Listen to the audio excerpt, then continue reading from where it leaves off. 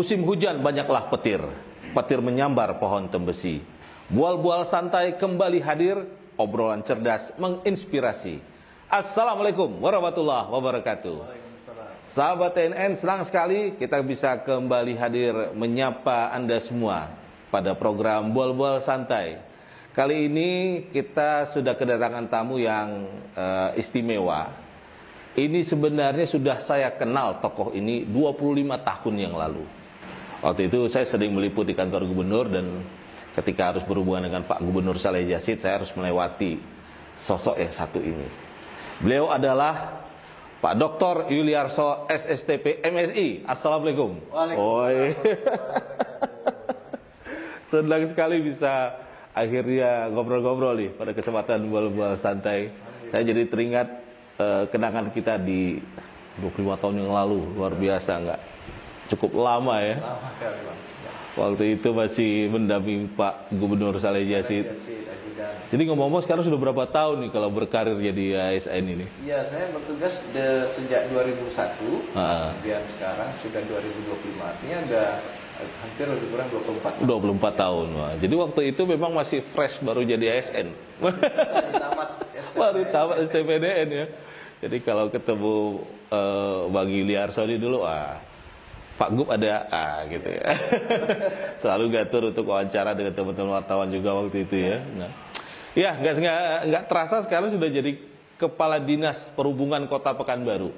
Dan tentu jabatan sebagai Kepala Dinas Perhubungan ini salah satu posisi yang cukup penting ya di Kota Pekanbaru ini. Kalau kita melihat perkembangan kota, transportasinya, kebutuhan transportasinya, ini merupakan jabatan atau tugas yang cukup berat sebenarnya kalau kita melihat. Nah, ini banyak hal yang ingin saya tanyakan sebenarnya, tapi yang kita mulai dari yang hot dulu, yang lagi yang masih hangat ini karena baru pergantian Pak Wali Kota. Kemudian kita disuguhkan dengan satu pemberitaan tentang satu kebijakan bagaimana Pak Wali Kota menurunkan tarif parkir.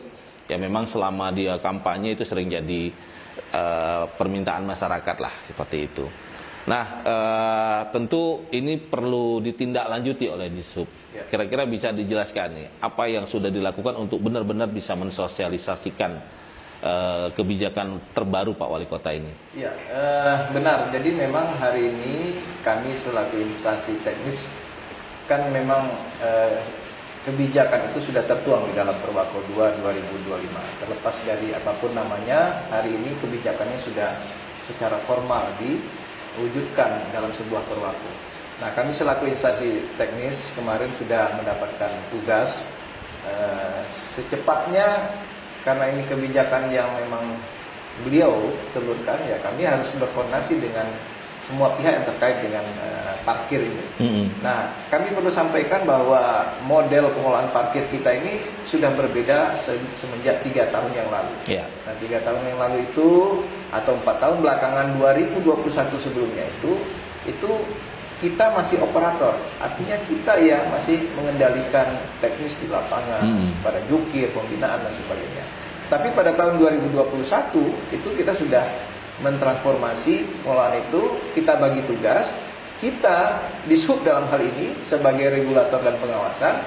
Nah, operatornya kita tunjuk dan kita pilih pihak-pihak yang terkait yang kompeten dalam hal ini, apakah badan usaha, perorangan maupun koperasi. Nah, itu secara prinsip berbeda. Nah, oleh karenanya hari ini kami jauh lebih mudah karena kita sudah berkolaborasi dengan beberapa komponen masyarakat yang dalam hal ini badan usaha ataupun perorangan yang memang seyogyanya selama ini mereka mengurus terkait dengan parkir. Nah, kami sudah berkoordinasi, sudah menyurati terkait dengan kebijakan yang harus kita laksanakan secara teknis di lapangan. Nah, kemudian jumlahnya itu ada lebih kurang 24 itu Pak. 24 operator. Iya, mulai dari badan usaha sampai perorangan. Nah, kemudian di bawah 24 ini ada 1.500 orang jukir. Nah, maka pesan ini, ya kalau saya bilang ini TSM, terstruktur sistem masif gitu ya. Tidak hanya pilkada dan pileg. Betul. Tapi ini juga pesan itu harus disampaikan secara benar-benar tersosialisasikan kepada pelaksana di lapangan. Nah, dalam hal ini jukir. Nah, tapi kan kita lihat karena memang singkatnya waktu, begitu tanda tangan langsung kita laksanakan, ya tentu ini ada yang belum sempurna penyampaian informasi-informasi. Nah, maka kami hari ini terus berproses karena ada beberapa alat atau tool yang harus kita siapkan, apakah itu penyelesaian kontrak, penyelesaian tagihan, penyelesaian setoran maupun penyelesaian karcis ataupun barcode dan sebagainya. Nah, ini berproses ya. Jadi sehingga memang sosialisasi maupun pelaksanaan real di lapangan itu tidak secepat yang kita harapkan. Ya, barangkali bisa dikatakan sudah 90%. Ya, oke. Artinya sepekan ini sudah semakin banyak yang tersosialisasi, baik dari jukirnya maupun masyarakatnya ya. Betul. Nah, ini kan kalau masih ada yang belum menerapkan, katakanlah jukir yang masih bandel atau apa, itu bagaimana mekanisme penyelesaiannya itu? Ya, sebenarnya begini, kita kan memang mengedukasi ya, perlu kita informasikan lah. Ini kalau boleh saya menganalogikan bahwa jukir ini kan pekerjaan yang tidak terlalu sulit dan mungkin hanya diperlukan fisik, tenaga, kemudian ya dibekali dengan sedikit bagaimana melayani. Punya standarisasi, ada buku saku namanya. Bagaimana melayani parkir itu, menyambut kendaraan yang datang, mengantarkan ke ruang parkir ataupun habis itu mengantar ke luar ruang parkir, ke jalanan, dan membantu arus lalu lintas. Nah, seperti itu saja. Jadi diperlukan paling tidak pengetahuan yang tidak terlalu banyak, tidak terlalu sulit, tapi dia punya fisik yang prima, kemudian sehat jasmani rohani tentunya ya, dan mengikuti apa yang menjadi pedoman kita. Nah, data yang kami miliki itu memang dari SMP sampai S2 itu. Jadi ada juga jukir itu yang S2. Oh, ada jukir yang S2? Ada. Lebih kurang 1% dari 1.500. Wah, ini menarik juga. Jadi memang kami sudah punya by name by data. Kalau dulu kita belum punya, hari ini kita sudah punya by name by data. Mereka itu satu persatu ya secara masif tadi yang saya sampaikan itu kita bekali bagaimana memberikan pelayanan kepada masyarakat. Nah, hari ini memang para jukir ini kalaupun ada di luar itu misalkan dia tidak melayani, tidak ini. Nah, ini kembali lagi kepada konteks lapangan ya.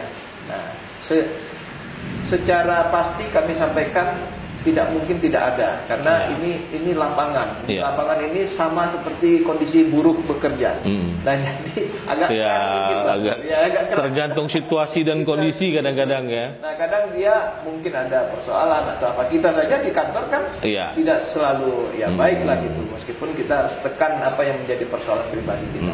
Nah, jadi adapun eksiden-eksiden itu memang ini selalu kita tindak lanjuti dengan cepat. Kita punya nomor nomor pengaduan dari Dinas Perhubungan sendiri maupun dari UPT Perparkiran ya.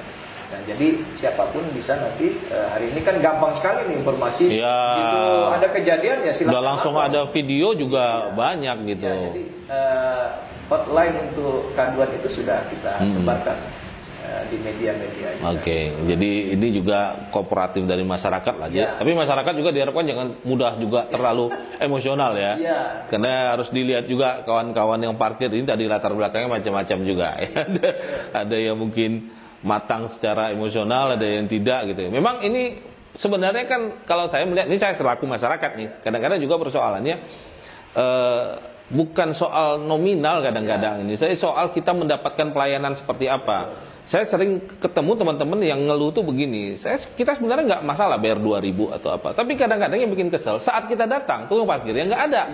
Saat kita sudah mau keluar, baru ada tangan menengah kan parkir Pak. Itu yang kadang. Padahal kan sebenarnya kalau kita bicara parkir ini kan pelayanan parkir sebenarnya yang kita hargai kan gitu ya.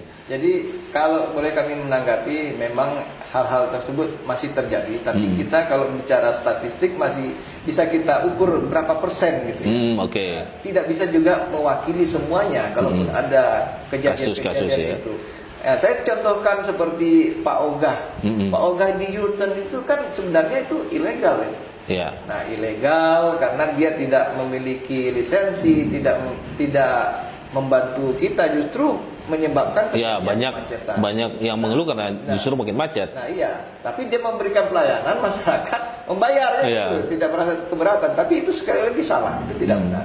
Nah artinya terkait dengan adanya layanan-layanan dari para jukir yang tidak benar, tidak melayani, paling tidak seperti itu bahasanya. Nah ini sekali lagi silahkan diadukan kepada kami. Kami langsung menyampaikan kepada operator, bahkan kami sendiri. Kita akan sidak langsung ke lapangan.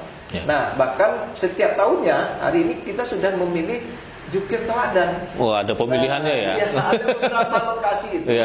Baik melalui media sosial, oleh netizen, itu mereka sendiri yang menilai. Oh jukir ini lokasi ini bagus pak, ini melayani, ini mendoakan. Jadi ada kontes artinya ada penilaian lah masyarakat. Nah yang tidak baik itu kita perbaiki. Nah, jadi seperti itu. Karena 1.500 ini semua manusia gitu. Dan berbeda ini. Pendidikannya berbeda. Betul ya. Tapi ini memang harus terus diedukasi lah ya. Pasti. Dan evaluasi supaya memang masyarakat nyaman gitu kan. Saya ingin tahu juga di Perwako itu kan sekarang baru bicara soal penurunan tarif parkir ya. Tapi saya juga banyak turun ke lapangan misalnya wawancara dengan beberapa warga. Sebenarnya juga yang menjadi sorotan itu adalah lokasi.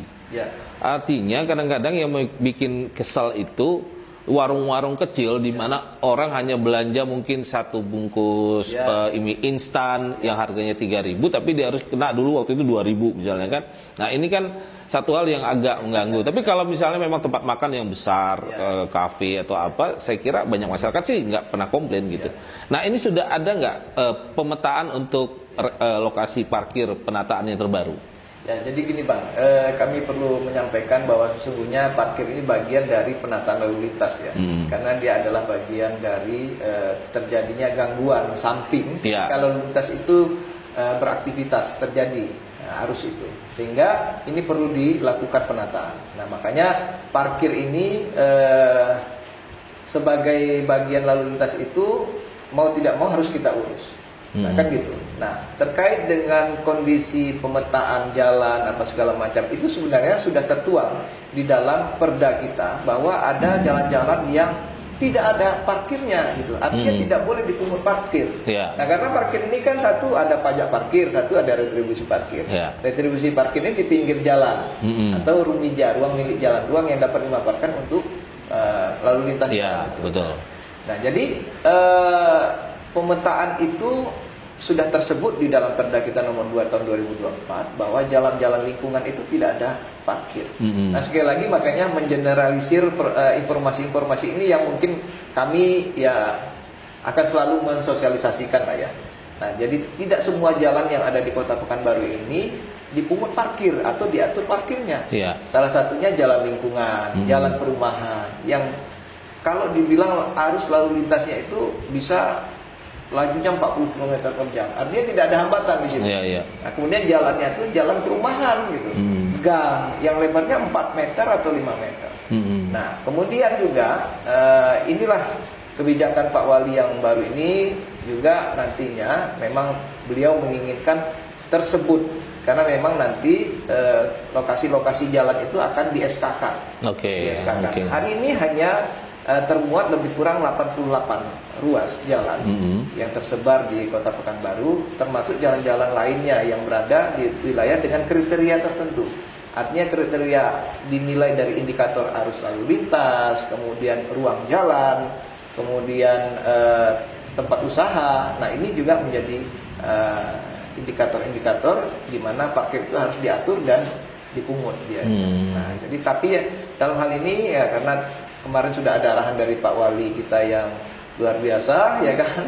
Nah hari ini kita akan melakukan pendataan. Nah, jadi kami diberikan waktu oleh beliau secepatnya untuk mendata kembali lokasi-lokasi mana dan setelah itu nanti kita akan announce, kita umumkan kepada masyarakat.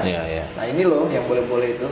Nah sebenarnya kalau boleh kami sampaikan Bang, di sekolah itu tidak dipungut, di rumah ibadah tidak dipungut, di kantor-kantor pemerintah tidak dipungut. Nah, jadi masih banyak ruang-ruang yang sebenarnya parkir itu tidak dipungut dan tidak diatur. Apalagi dia masuk ke halaman tertentu dalam sebuah rumah sekolah, perkantoran. kemudian rumah-rumah ibadah. Nah, itu kan tidak ada diatur. Nah, kemudian juga ada jalan-jalan tertentu. Seperti kita lihat hari ini di Jalan Diponegoro contohnya. Itu kok nggak ada pungutan. Nah, padahal jalannya cukup luas dan cukup besar. Nah, tapi memang tidak diperuntukkan parkir pinggir jalan itu. Hanya tumpahan. Nah, seperti di rumah sakit Ahmad itu. Kan mereka parkir di pinggir jalan. Selalu kita himbau supaya ini. Nah, inilah makanya memang penataan ini tidak terlepas dari tempat usaha, tempat bekerja yang harus menyiapkan lokasi parkir. Nah, kalau tidak kan dia pasti memakan dan mengambil badan jalan itu. Di Ponegoro itu kan sudah ada marka jalan yang melarang untuk parkir. Tapi faktanya karena tumpahan dari pasien itu luar biasa, mau tidak mau dimanfaatkan itu. Nah, akhirnya ya kita mencoba mencari solusi. Kemarin sudah kita diskusi dengan pihak pengelola Rumah Sakit Umum Arifin Ahmad. Ya, pada waktu-waktu tertentu boleh digunakan. Nah, jadi ini dah makanya generalisir dari informasi-informasi ini memang kita harus lebih bijak ya. Menyikapinya. Iya, kadang-kadang begitu. Memang sih misalnya tadi ya cerita tentang jalan yang dia kategori sih masuk, tapi kan misalnya di warung warga yang kecil yang nggak terlalu kadang-kadang keluhannya kan gara-gara ada parkir orang malas datang gitu loh. Nah, itu kan apakah perlu ditata lebih lanjut sehingga ada spesifikasi lah bahwa usaha seperti ini nggak usah ada gitu ya, ada parkir gitu kan. Atau misalnya kalau saya punya rumah, katakanlah di jalan seperti ini lah Bukit Barisan, ini kan bisa ada parkir ya.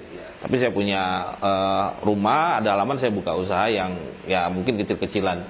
Nah, itu apakah saya bebas tidak boleh misalnya ada orang tugas parkir bilang, oh ini kami ada tugas parkir di sini, ya bilang, oh jangan ini. Nah, itu bagaimana mekanismenya? Ya, jadi gini, secara mudahnya ya kami sampaikan bahwa sekali lagi terkait dengan parkir ini bagian dari pengelolaan lalu lintas. Nah, tentu nanti dilihat apakah tempat usaha ini ramai pengunjungnya atau konsumennya ramai, sehingga akan mengganggu arus lalu lintas. Itu ukurannya. Nah, sekarang apakah harus kita pungut? Kalau seandainya pengelola bisa mengaturnya dan bisa mengelolanya dengan baik, kenapa harus pungut? Kan seperti itu. Nah, tetapi kebanyakan ini tidak diatur sehingga tumpahan itu menyebabkan gangguan lalu lintas. Nah, itu saja ukurannya. Nah, saya kira kalau ada warung-warung kecil ini begini loh, Bang. Jukir itu bekerja dari pukul 8 sampai pukul 4 saja, 8 jam saja ya. Dia pasti hitung-hitung itu. Saya tenaga saya 8 jam dengan pendapatan katakan 20.000, 30.000. Kira-kira mau nggak gitu kan? Nah, kemudian saya harus punya kewajiban setor kepada pemerintah ataupun pada koordinator pengelolanya. Nah, ini ada kalkulasi juga gitu. Jadi kalau tidak potensi, kemudian ya yang pertama tentu tidak mengganggu lalu lintas, ya kan? Nah, artinya kegiatan itu pasti tidak ada. Yang kedua tidak ada potensi, juga tidak akan ada jukir yang datang di situ. Ya entah kalau yang iseng-iseng kita nggak tahu ya. Atau yang ilegal ya. Gitu. Nah, itu yang perlu pasti ilegal itu sudah pasti. Tapi paling tidak dengan ukuran 2 terkait dengan arus lalu lintas, kemudian potensi.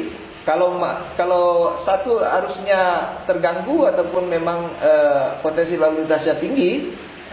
Dan kemudian potensinya, kalau 2 hal ini masuk pasti ada jukirnya.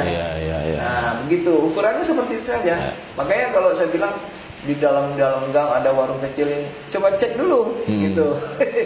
Karena seperti saya contoh ada di satu lokasi di dekat universitas ya, di air dingin itu.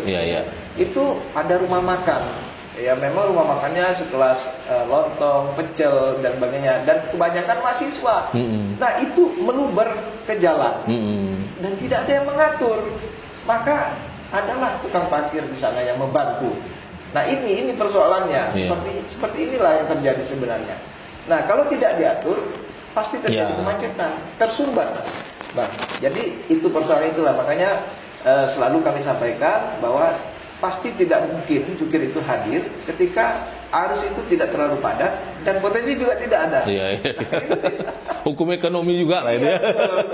Karena ada manusia yang bekerja kan, tenaganya nggak sulitan juga lah. Kecuali tadi itu yang ilegal, kalau itu terjadi itu bisa dilaporkan ya. Bisa. Padahal ini kayaknya nggak terlalu rame, terus apa tiba-tiba ada tukang parkir. Betul. Nah itu kan perlu masyarakat punya hak ya bertanya ya. Betul. Apa betul Anda tukang parkir yang ini? Udah pasti direkam juga boleh. Oke, dipertanyakan ke Dishub gitu ya.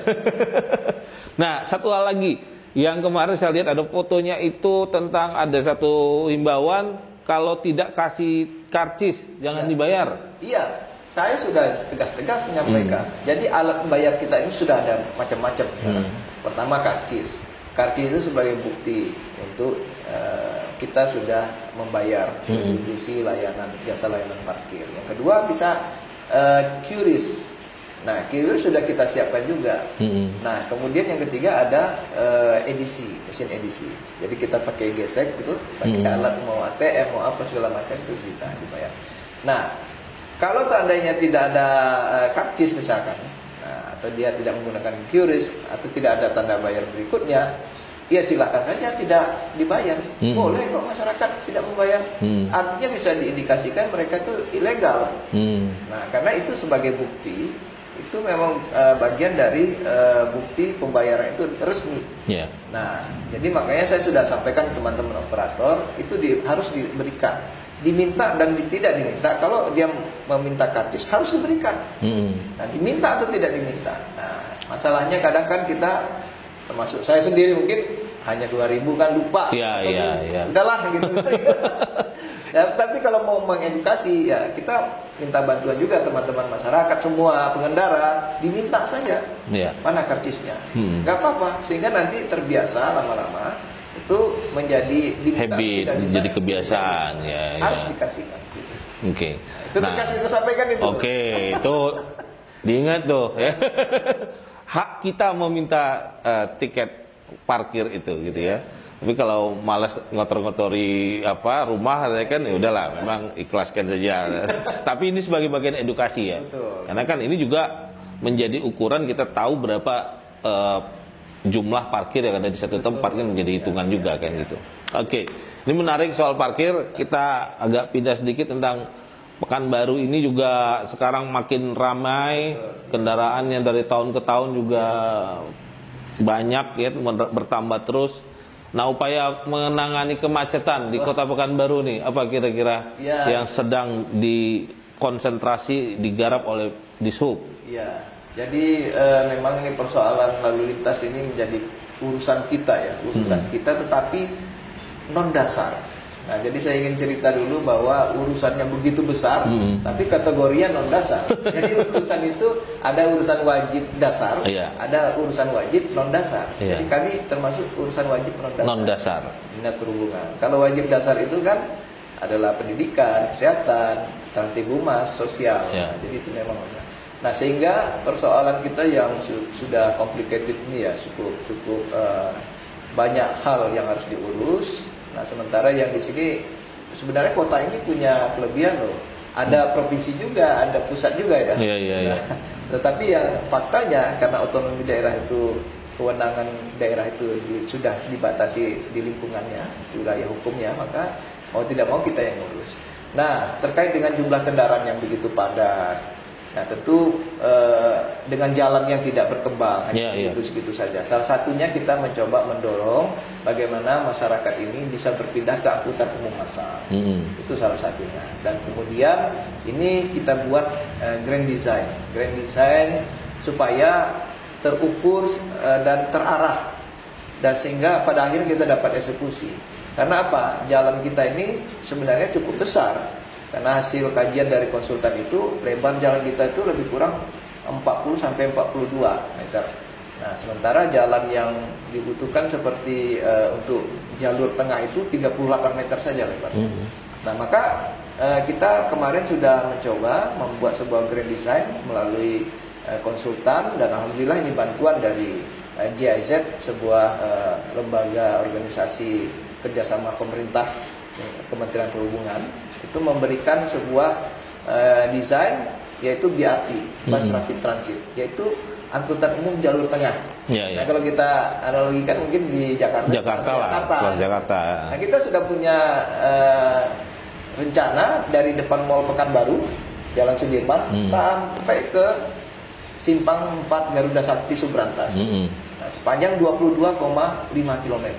Nah, itu sudah kita desain, sudah jadi FS agar ke depan kalau kita nanti bisa berkolaborasi, dan kita harapkan kolaborasinya bisa disupport oleh pusat dan provinsi, bahkan dengan kekuatan kita sendiri, ini menjadi sebuah impian kita, menjadi sebuah rencana yang harus kita wujudkan.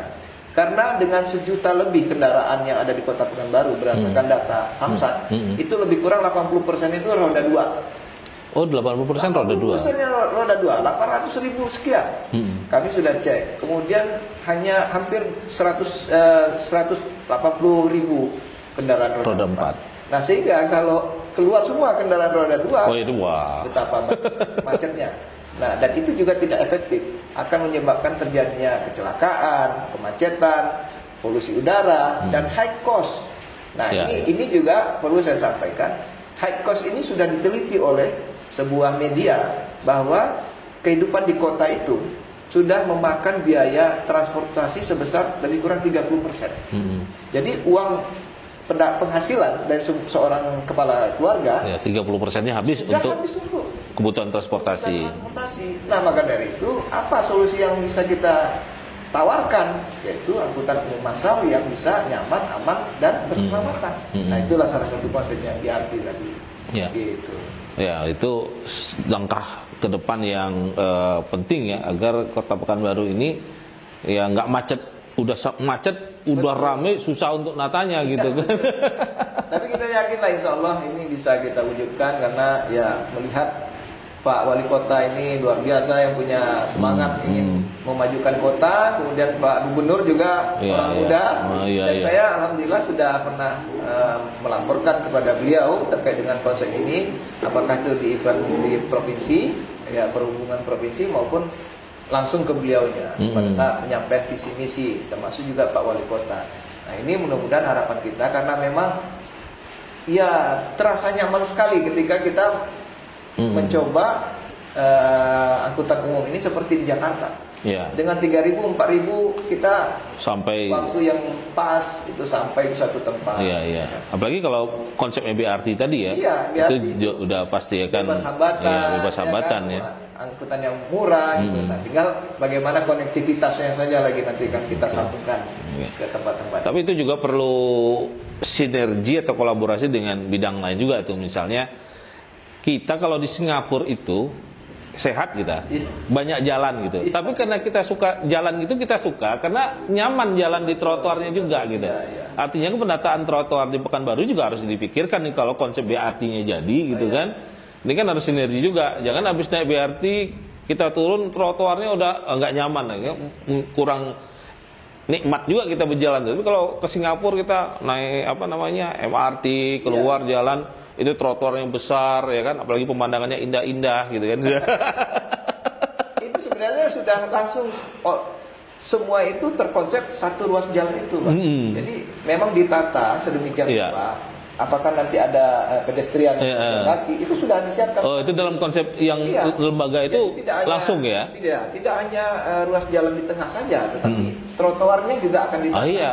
Betul. Nah, makanya kemarin kita juga sudah undang teman-teman di PU Provinsi. Nah, kemarin kan kita dapat info dan mendengar isu-isu dan bisikan-bisikan bisikan dari langit gitu ya. Kan itu Subrantas akan menjadi pintu exit tol ya. Hari ini memang pintu exit tol. Nah, itu kan terjadi bottleneck di sana. Ada simpang 4 itu. Nah, makanya kami langsung menjemput bola. Kami tawarkan kepada pihak PUPR provinsi bahwa kami mohon ketika nanti akan memperbaiki ataupun membangun ulang Jalan Sudirman ini, apakah itu trotoarnya ataupun pedestrian ataupun drainase. Nah, itu konsep ini bisa menjadi satu paket gitu. Nah, jadi nanti bisa dibangun secara bertahap. Kan itu panjang Subrantas itu 5 kilo dari Pasar Pagi Areka sampai Simpang 4 Garuda Sakti. Itu 5 kilo panjangnya. Tinggal nanti kita berkolaborasi lah. Apakah nanti Pemko menanggung apa ya kan, provinsi biayanya di mana, atau pusat berapa. Nah, kan ini kolaborasi yang bisa mempercepat pembangunan. Maka dari itu kami sudah tawarkan kepada pihak PUPR provinsi, ini loh konsepnya, supaya nanti jangan bongkar pasang lagi. Nah sekali jalan jadi gitu. Iya. Mudah-mudahan terwujud ya. Iya. Oke, ini sudah ya bulan puasa, bentar lagi Lebaran. Ini biasanya isunya juga atau masalah yang munculnya soal transportasi, orang mau mudik. Nah, ini kan harus dicek dan recheck juga kendaraan. Ini biasanya apa yang dilakukan di Sub ini? Ya, kami sudah punya ya alat untuk mengukur kendaraan itu supaya berkeselamatan, namanya pengujian kendaraan bermotor. Pertama, kami pastikan kita semua harus betul-betul yakin bahwa tidak terjadi mesin error. Bagaimana supaya mesin error tidak terjadi? Ya kita cek.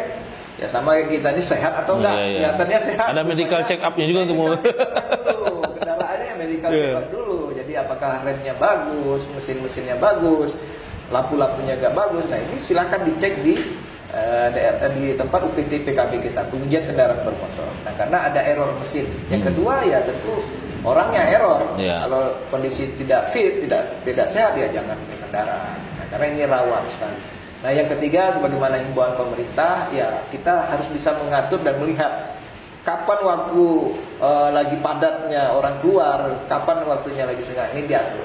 Nah, termasuk kita sendiri nanti kan akan ada work from anywhere, ya kan? Gitu ya. Jadi ini juga bagian dari strategi pemerintah untuk tidak terjadi kemacetan ataupun kecelakaan di lapangan. Jadi ada human error, ada mesin error, ataupun jalan error. Nah, kita ini yang harus kita antisipasi. Jadi kami berpesan pada seluruh masyarakat yang menggunakan kendaraan dan jalur darat, kiranya 3 hal itu harus kita pastikan tidak error. Dan terakhir ya kita berdoa pada Allah Subhanahu Wa Taala supaya aman, lancar dan sampai tujuan. Oke. Baik.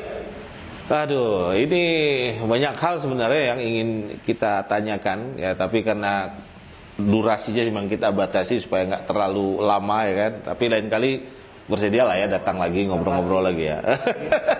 Tugas kita untuk bersosialisasi. Ya, ini juga jadi sarana untuk mensosialisasikan lah ya. Karena memang TNN hadir untuk memberikan informasi dan mencerdaskan warga Pekanbaru dan Provinsi Riau. Ya, gitu. Tapi di luar Riau juga boleh. Karena kalau dunia digital ini kan seluruh dunia. Nah, nih. Jadi Donald Trump pun mungkin nonton juga nanti nih. Hai Donald Trump. How are you? Baik, Bang Arso, terima kasih sudah hadir ya. Mudah-mudahan sukses selalu lah dengan tugas-tugasnya. Lancar untuk kegiatan di Sub ataupun nanti ya mana nggak tahu nih kabarnya kan mungkin wali kota baru posisi baru nggak tahu juga mau kemana ya kan, tapi kita doakan tetap mendapatkan tempat terbaik untuk berkarya lah. Baik sahabat TNN, demikian obrolan kita di Bual-Bual Santai edisi kali ini. Terima kasih untuk atensi Anda, sampai jumpa lagi. Assalamualaikum warahmatullahi wabarakatuh.